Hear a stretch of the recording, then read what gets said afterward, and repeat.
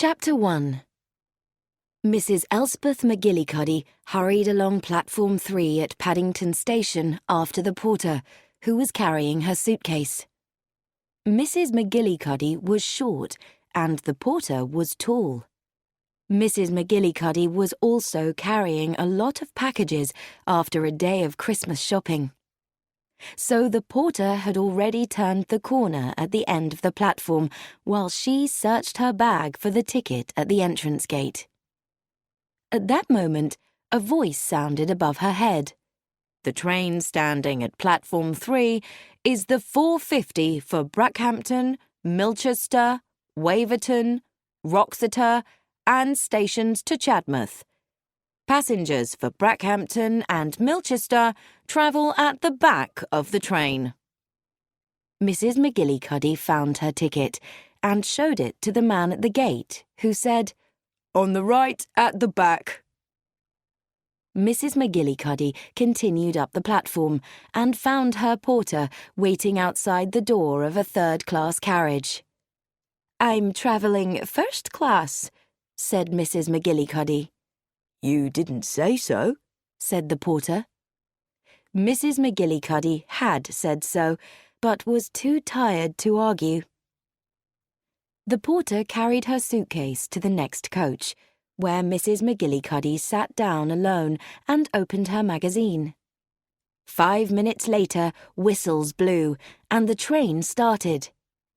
The magazine slipped from Mrs. McGillicuddy's hand. Her head dropped sideways, and 3 minutes later, she was asleep. She slept for 35 minutes and awoke feeling much better as she sat looking out of the window at the countryside flying past. It was almost dark now, and the train passed through a station, then began to slow down, and then it stopped for a short while before it began to move forward again. A train passed them going in the opposite direction. Then another train, going in the same direction, passed frighteningly close to them. For a time, the two trains ran parallel, and Mrs. McGillicuddy looked from her window into the windows of the other carriages. Most of the blinds were down, but occasionally she could see people in the carriages, although many of them were empty. Suddenly, when the two trains seemed to have stopped because they were both moving at the same slow speed, a blind flew up, and Mrs. McGillicuddy looked into the lighted first-class carriage that was only a short distance away. Then she gasped and stood up. Standing with his back to the window was a man. His hands were round the throat of a woman, and he was slowly strangling her. Her eyes were wide open, and her face was purple. As Mrs. McGillicuddy watched, the woman's body collapsed. At the same time, the other train began to go forward faster, and a moment later it had passed Mrs. McGillicuddy's train and disappeared. Then the door of her carriage opened, and a man said, "Ticket, please." Mrs. McGillicuddy turned to him. "A woman has been strangled in a train that has just passed ours. I saw it, through there." She pointed to the window. "You must do something at once." The ticket collector coughed.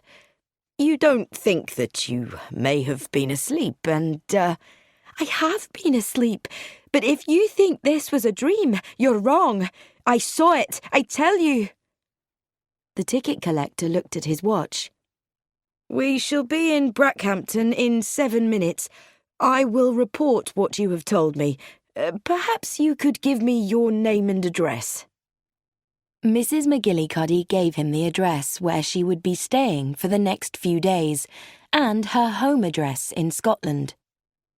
The train was slowing down now and running through the bright lights of a large town.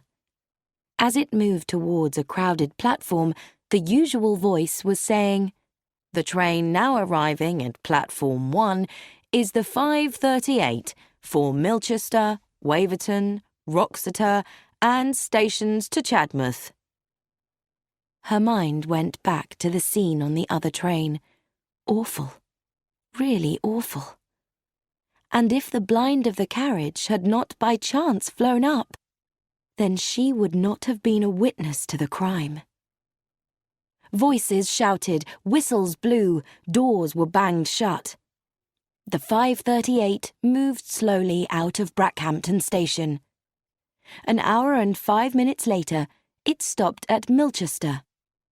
Mrs. McGillicuddy collected her packages and her suitcase and got out. Outside the station, a taxi driver came forward. "Are you Mrs. McGillicuddy for St. Mary Mead?" It was a 9-mile drive, but at last the taxi reached the familiar village street and finally stopped. Mrs. McGillicuddy got out and walked up the brick path to the door, which was opened by a servant. While the driver put her bags inside, Mrs. McGillicuddy walked straight through the hall to where, at the open sitting-room door, stood a fragile old lady. "Elspeth! Jane!" They kissed, and then, without a pause, Mrs. McGillicuddy cried, "Oh, Jane, I've just seen a murder!"